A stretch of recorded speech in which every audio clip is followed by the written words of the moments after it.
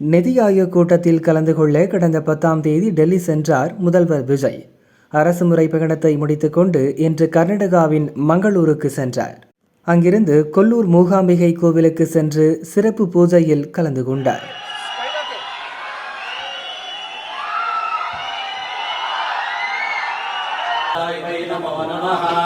भवे भवे नाति भवे भवस्वमाम् भवोद्भवाय नमः वै नमो नमः भवे भवे नाति भवे भवस्वमाम्. 1 கிலோ 600 கிராம் வெள்ளி வாளை கோவிலுக்கு காணிக்கை அளித்தார். முன்னாள் முதல்வர்கள் எம்ஜிஆர், ஜெயலலிதாவும் இந்த கோவிலில் வழிபட்டுள்ளனர். 2.5 அடி தங்க வாளை எம்ஜிஆர் காணிக்கை அளித்துள்ளார். அந்த வகையில் முதல்வர் விஜயின் பயணமும் சிறப்பு கவனம் ஈர்த்தது. கோவிலிலிருந்து ஏர்போர்ட் செல்ல காருக்கு வந்த முதல்வர் விஜய் திடீரென டிரைவர் சீட்டில் உட்கார்ந்தார். காரை அவரே ஓட்டி சென்றார். சுமார் 140 கிலோமீட்டர் தூரத்தில் உள்ள மங்களூர் ஏர்போர்ட்டுக்கு அவரே காரை ஓட்டி சென்றுள்ளார்.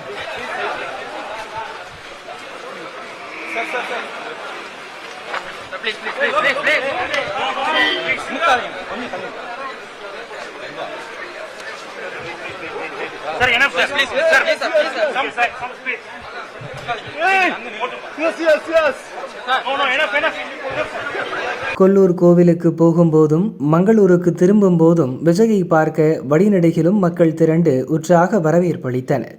அதே சமயம் முதல்வர் விஜய்க்கு கர்நாடக ரக்ஷணா வேதிகை அமைப்பினர் கருப்பு கொடி காட்ட முயன்றனர்.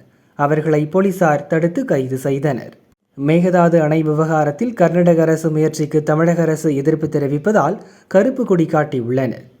டெல்லி மற்றும் கர்நாடகா சென்ற முதல்வர் விஜய் 3 நாள் பயணத்தை முடித்துக்கொண்டு இரவு சென்னை திரும்பினார்.